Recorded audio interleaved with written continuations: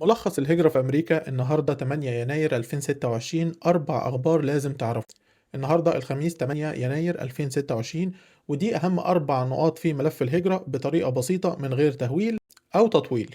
وافتكر إن ده محتوى تعليمي مش استشارة قانونية. أول خبر وهو من جمعية محامين الهجرة الأمريكية اللي هي الأمريكان Immigration Lawyers Association الآلية، بتبدأ السنة برسالة واضحة جدا للحكومة الأمريكية: الإصلاح الحقيقي لازم يرجع الرحمة والإجراءات العادلة من غير ما نهدم القانون. بيتكلموا عن تراكمات أكبر وإضعاف حق الناس في محامي، وإن الخوف بقى بيحرك السياسات أكتر من الأدلة. وبيقولوا إن لما العدالة تضعف جوه الهجرة ده بيهز قيم العدالة على الكل. تاني خبر: مينيسوتا، حادثة صادمة أثناء عملية فيدرالية اسمها Operation Metro Surge. في سيدة للأسف الشديد اتقتلت بعد ما ضابط من ضباط الهجرة بتوع الآيس ضرب نار عليها خلال عملية من عمليات المداهمات اللي هم بيعملوها عشان يقبضوا على الناس.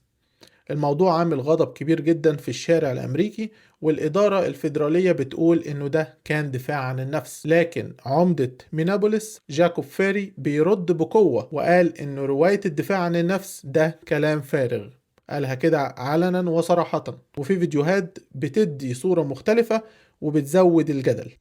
العملية نفسها اتقال إن فيها نشر آلاف العناصر، وأرقام الاعتقالات بتتداول ما بين مئات الآلاف حسب التوقيت والمصدر.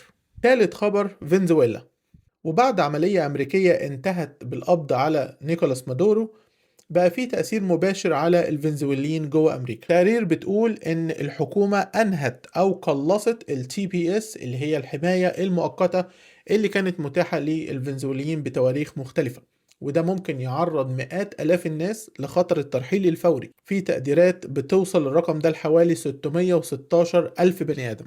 وزيرة الأمن الداخلي كريستي نوم قالت إن فنزويلا بقت أكتر حرية، وشجعت الناس تدور على مسارات تانية زي ريفيجي اللي هي اللاجئ بدل ال TPS اللي هي ال Temporary Protecting Status. وفي نفس الوقت فنزويلا موجودة ضمن قائمة حظر السفر الجديدة بشكل قيود جزئية اعتبارا من 1 يناير 2026، وده بيصعب حركة التأشيرات. رابع خبر مهم لناس كتير قوي في مجال الشغل: في كلام قوي عن رسوم أو دفعة جديدة ضخمة مرتبطة ببعض ملفات ال H1B، وده مخلي شركات كتير جدا بتدور على بدائل بسرعة بدل ما تستنى المحاكم. ومن أشهر البدائل اللي بيتكلموا عنها في الوقت الحالي نوع الفيزا اللي اسمه ال O1، اللي هو للناس اللي عندها إنجازات قوية أو extraordinary abilities، وال L1 اللي هو الانتقال داخل نفس الشركة من فرع لفرع. ال O1 ممكن يتوافق عليه لحد 3 سنين في البداية مع تمديدات سنوية، وال L1A بتوصل لحد 7 سنين في البداية للمديرين والتنفيذيين، وال L1B لحد 5 سنين لخبرة متخصصة جوه الشركة.